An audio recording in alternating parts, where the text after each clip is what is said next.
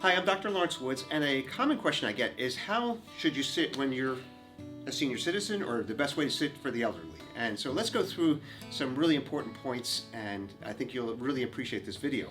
Now, a couple things. When you're sitting, if you especially if you're elderly, movement is key. And so in terms of, like, if you look at like biomarkers in terms of longevity, one of the key things are muscle strength, muscle balance are the two things. And so, because if you lose those, the game's over. So we want to make sure we keep those two in check.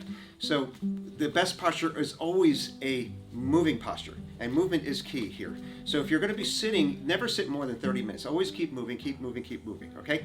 Number two, when you're sitting, make sure you sit in alignment. You want to keep your knees and your feet and your ankles all straight in front of you, shoulder width apart, roughly about 6 inches apart, and keep your feet point straight ahead. Number three, this is critical. A lot of the elderly, and you see this yourself, as we get older, we start bending from the mid-back instead of from your hips, and we start hunching forward, and it's really, really bad, because especially once you get past 40, 50, 60, we start losing muscle strength, and it really gets worse as we go on, and it becomes very progressive. So this is how you fix this. So you want to make sure when you're sitting, you want to make sure that your hips are always above your knees. Let me show you why this is important. When you sit in let's say a typical kitchen chair, normal chair, we're told to sit 90 degrees, 90 degrees, 90 degrees. And when you sit at this 90, 90, 90 degree angle, the spine in the y-axis loses its lumbar, the low back curve. When you lose your lumbar curve, your head starts translating forward, and you start hunching forward. And so in the y-axis, instead of loading your muscles, you are now loading your discs and your joints. And this is very important as you get older, because you don't want to be doing that. You want to be exercising all day long. And I believe that if you're sitting in alignment in a neutral posture, you're dispersing your weight equally throughout all your muscles, and it's really important to exercise while you're sitting.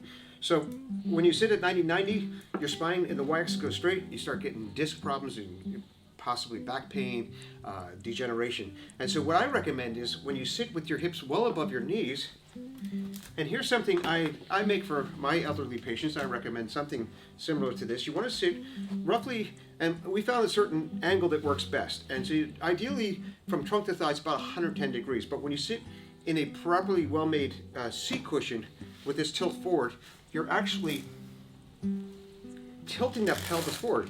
And so when you tilt that pelvis forward, it brings the spine, I found, back into its natural neutral posture, or S-curve. And so therefore the spine acts like a coil or spring rather than like a stick or pogo stick or so. So that's very, very critical.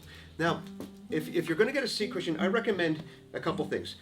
The base foam should be made of polyfoam, should be very firm, and it should hold that angle. And so a lot of times you see people buy polyurethanes and memory foams, and it's like a kitchen sponge. It just collapses down to nothing, and it's just a waste of time, I found, waste of money, and it's frustrating for a lot of my patients.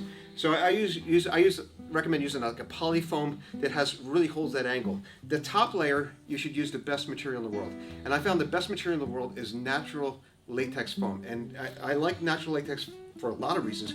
One reason is it's natural, but in terms of back pain, it's really, really good because it's comfortable, and it has what they call resilience, or that springiness, and that's very, very critical, especially for the elderly. Again, movement is your friend, and you want to keep moving all day long, and you want that elasticity, that pushback, to keep your bottom parts suspended in animation, and so you're cushioning your low back, you're cushioning your tissues, and you're dispersing your weight equally into your muscles. And so I find natural latex is superior by far. Nothing even comes close to it. So I recommend a high density base and natural latex top. Now the cover is very, very important. The cover, if it doesn't stretch, you're going to lose the benefit of the foams underneath it. So I recommend using an isotropic or four-way stretch material. I like using this PU leather, and it works really, really good. It's grippy, it stretches in 4 dimensions, and it's a wonderful material. I find it's the best material I've ever used. The bottom of your seat cushion should have a non-slip surface. So if you're sitting on your kitchen chair, you don't want that to move around. You want it to grip. And it should be portable. I love these because you can make sure you're comfortable anywhere you go. You're comfortable and you're sitting in alignment. So let's say if you're on the train, the car, the movies, going out to dinner, wherever you go, you're in good shape. Okay. So these are the key things I recommend for my elderly patients.